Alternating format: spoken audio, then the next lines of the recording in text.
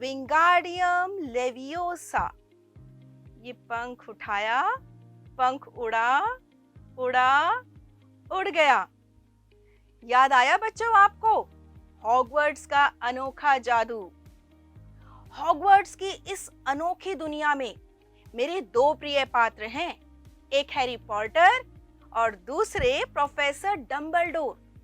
क्या इस कहानी में आपके भी कुछ प्रिय पात्र हैं?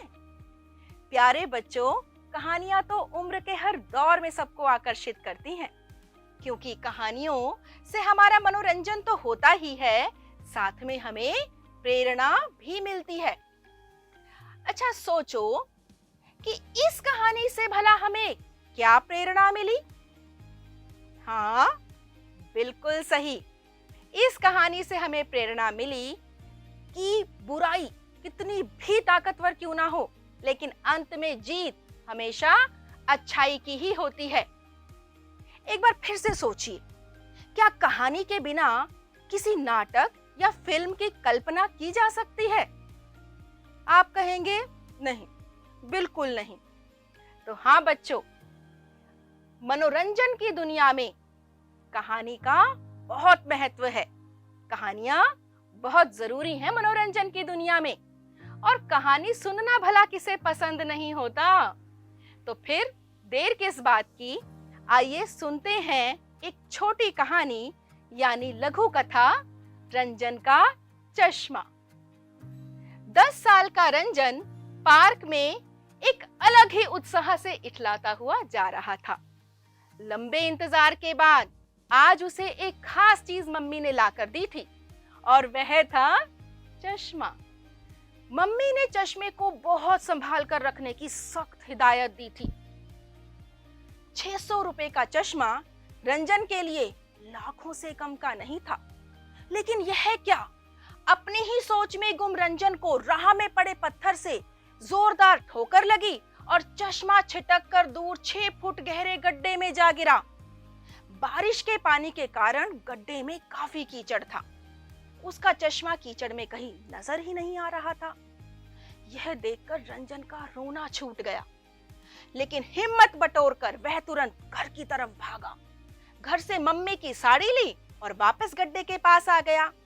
साड़ी का एक छोर पेड़ से और दूसरा छोर अपनी कमर से कसकर बांधा और गड्ढे में उतर गया।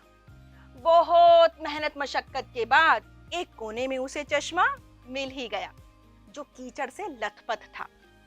गड्ढे से निकलकर उसने साड़ी को समेटा और घर पहुंचकर चश्मे को तो धोया ही, साथ ही मम्मी की साड़ी को भी धोकर सुखा दिया। जब मम्मी काम से वापस आई तो रंजन को पड़ते देखकर बहुत खुश हुई।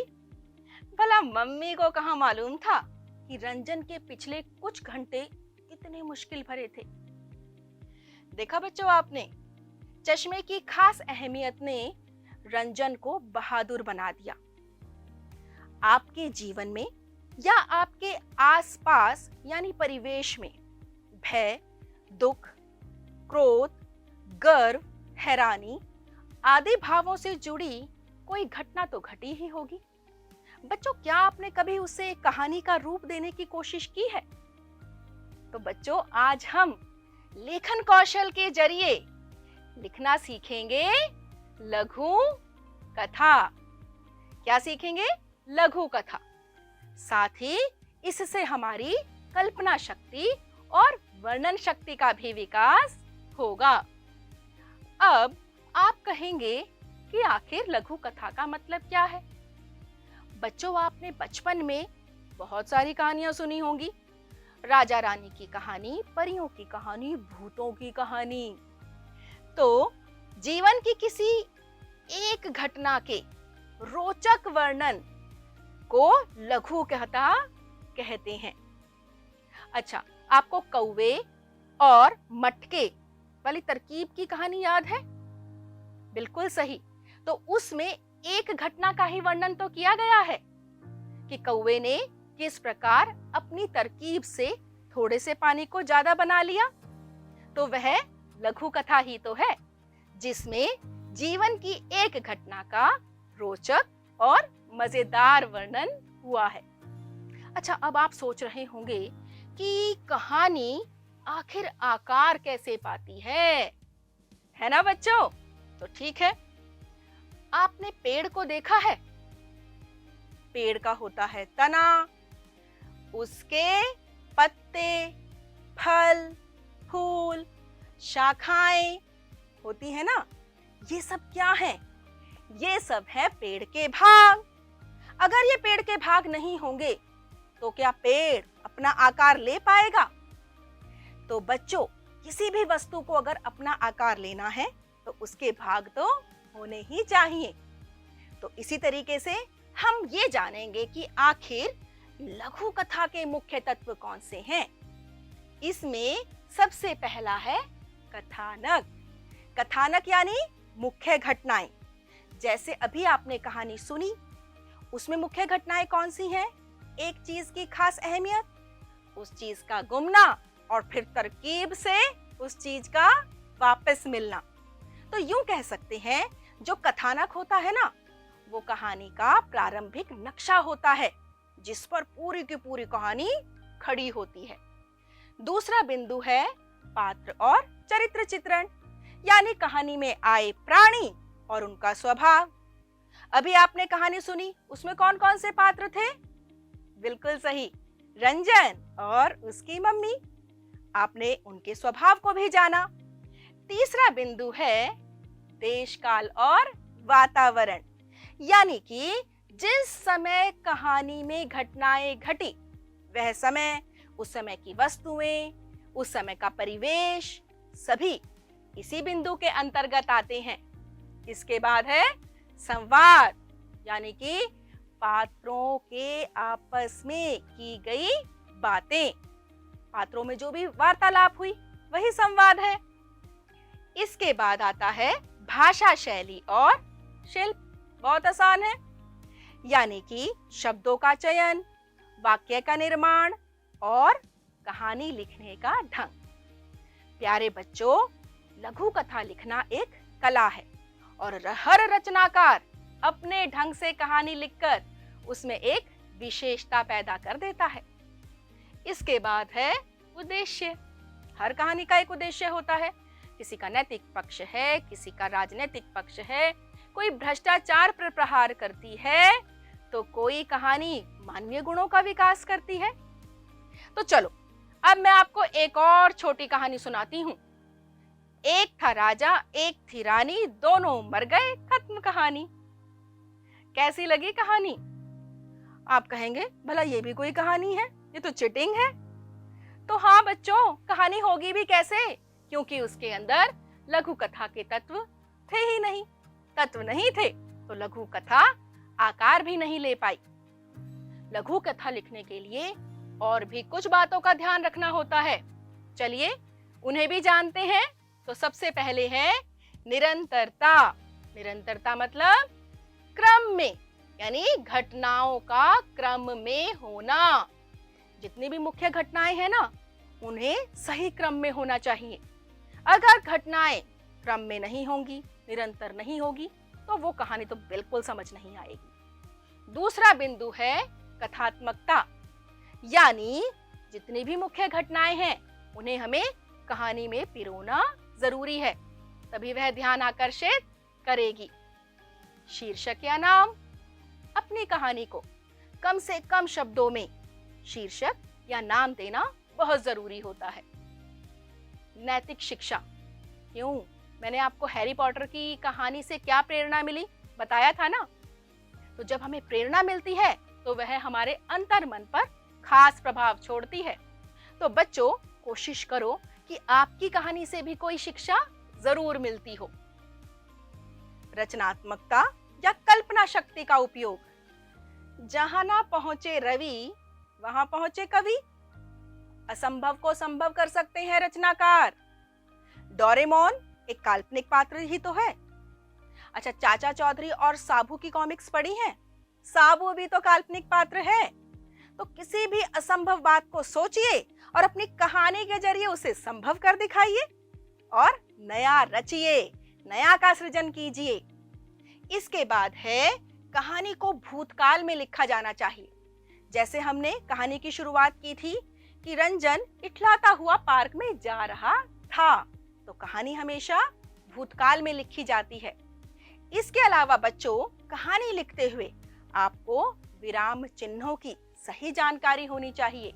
कहाँ पर पूर्ण विराम लगाना है, कहाँ पर प्रश्न चिन्ह लगाना है। अगर ये चिन्ह सही लगे होते हैं तो पाठक को कहानी पढ़ने में बहुत सहूलियत होती है। आखिरी बिंदु है समापन। आखिर मैं अपनी कहानी समाप्त कैसे करूं? तो बच्चों देखो, अंत में आप जानने की इच्छा यानी जिज्ञासा की तृप्ति करते हुए सहज ढंग से भी कहानी को खत्म कर सकते हैं, या फिर कहानी के अंत में कुछ ऐसी सवाल वाली बात कर दी जाए कि पाठक सोचने के लिए मजबूर हो जाए और नई कहानी की उधेड़-बुन में लग जाए। तो दोनों ही तरीकों से आप अपनी लघु कथा का अंत कर सकते हैं। अब आप कहेंगे, लघु कथा तो मुझे भी लिखनी है। तो बिल्कुल, आओ कहानी लिखते हैं। तो उसके लिए मुझे आपको एक जादू सिखाना होगा और ये जादू आप मेरे साथ बोलेंगे। तैयार हैं? बिल्कुल सही, अभ्यास करना। हाँ, यही है एक जादू जिससे हम कहानी लिखना सीख सकते हैं। और किसी भी चीज का बच्चों एक ही तरीका है कि हम उस कला में पारंगत हो जाएं, वो है अभ्यास। तो देखिए, सबसे पहली विधि है कहानी की सहायता या आधार पर कहानी लिखना। अच्छा, आपने दो बैलों की कथा कहानी पढ़ी थी, उसे एक बार फिर से पढ़िए। उसका सार अपने शब्दों में कुछ इस तरीके से लिखिए, कोई भी घटना, विचार या भाव छूटे नहीं। तो आप इस कहानी ही क्यों, अन्य अनेक कहानियों को चुन सकते हैं और उनका सार लिख सकते हैं। इसके बाद दूसरी विधि है रूपरेखा या संकेतों के सहारे कहानी लिखना। देखिए, कुछ संकेत हैं। मदारी, होशियार बंदर, राजा द्वारा बंदर को छीना जाना, बंदर का मदारी के पास वापस आना। तो कुछ मनोरंजक घटनाएं डालिए, उसे रोचक बनाइए, कल्पना शक्ति का इस्तेमाल कीजिए और बना दीजिए आकर्षक कहानी। तो देखते हैं अब तीसरी विधि क्या है। वह है अधूरी कहानी को पूरा करना। उदाहरण के लिए, माधुरी को बस स्टैंड पर खड़े काफी देर हो गई थी। उसने सोचा समय बिताने के लिए मोबाइल फोन से किसी सहेली से ही बात कर लूं। लेकिन जैसे ही उसने बैग से फोन निकाला तभी क्या हुआ होगा? सोचिए। हो सकता है एक छोटी सी बच्ची ने रोते हुए उसकी चुन्नी को हिलाया हो, या फिर जैसे ही उसने बैग से फोन निकाला तभी उसने अपने आप को उसी सहेली के घर के पास पाया जिससे वह बात करना चाह रही थी। तो कुछ भी हो सकता है, जादू भी हो सकता है। आपको अपनी कल्पना से अपनी कहानी बनानी है बच्चों। चौथी विधि है चित्र की सहायता से कहानी लिखने का अभ्यास करना। देखिए, कितना सुंदर चित्र है, जरा सोचिए और एक सुंदर सी कहानी का निर्माण कीजिए। तो चित्र की सहायता से भी आप कहानी लिखने का अभ्यास कर सकते हैं। तो जैसा कि मैंने आपको बताया कि अभ्यास तो करना होगा। करत करत अभ्यास के जड़मती होत सुजान, रसरी आवत जात ते सिल पर परत निशान। तो बच्चों, इन सभी उदाहरणों से आप अभ्यास कीजिए, इन विधियों का उपयोग कीजिए, बार बार अभ्यास कीजिए। तो फिर देर किस बात की? उठाइए अपनी कल्पना का ताना बाना और अपनी वर्णन शक्ति से बुन डालिए एक रोचक कहानी। तो प्यारे बच्चों, भावी रचनाकारों को शुभकामनाएं देते हुए इस कक्षा को मैं यहीं समाप्त करती हूँ। धन्यवाद।